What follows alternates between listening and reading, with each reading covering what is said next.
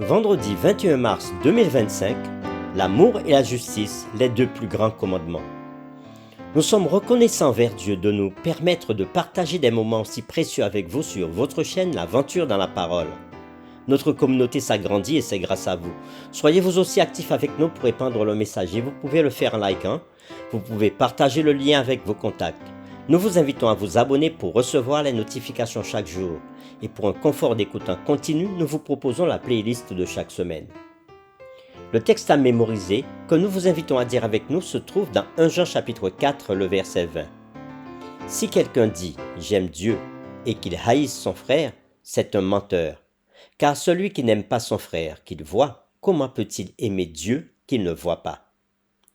Peut-on dire qu'on aime Dieu tout en détestant ceux qui sont autour de nous? Les séquences de cette semaine nous ont aidés à répondre à ces questions et nous avons commencé à le faire le samedi 15 mars en introduisant la série de cette semaine, l'amour et la justice, les deux plus grands commandements. Puis nous avons poursuivi le dimanche 16 avec le thème, les deux plus grands commandements. Puis le lundi 17, les deux plus grands péchés. Le mardi 18, Dieu aime la justice. Le mercredi 19, appelé à établir la justice. Le jeudi 20 mars, qui est mon prochain? Et aujourd'hui, le 21 mars, nous poursuivons avec des réflexions avancées. Les défaillances de l'amour, quand l'amour et la justice sont déconnectés. Le lien entre l'amour de Dieu et l'amour des autres, en particulier sous la forme de la justice, fournit l'articulation nécessaire dans la vie pour tous les commandements que nous trouvons dans les Écritures.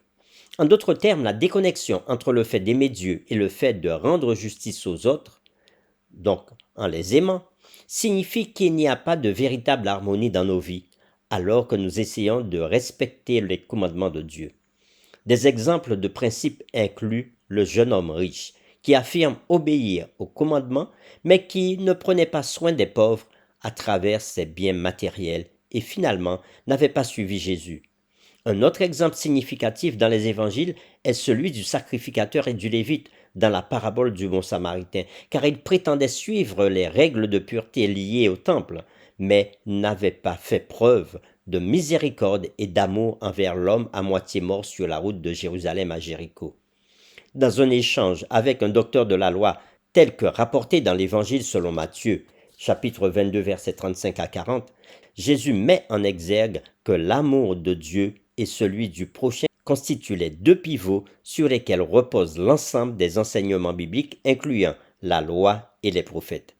Alors que de nombreuses versions traduisent le verbe grec crémanimi de Matthieu 22, verset 40 par dépendre, le sens le plus littéral est le fait de s'accrocher, employé dans d'autres traductions. À ces deux commandements s'accroche toute la loi et les prophètes. Pour terminer, nous vous proposons quelques questions sur lesquelles nous vous invitons à échanger en famille, entre amis ou dans votre communauté de foi. La première, pourquoi et comment est-il vrai que toute religion dénaturée apprend à ses adeptes à ne pas se soucier des besoins, des souffrances et des droits de l'homme? Comment pouvons-nous agir intentionnellement afin d'éviter une telle négligence dans nos communautés ecclésiales et au-delà? Deuxième question, qui est mon prochain? Qui est votre prochain?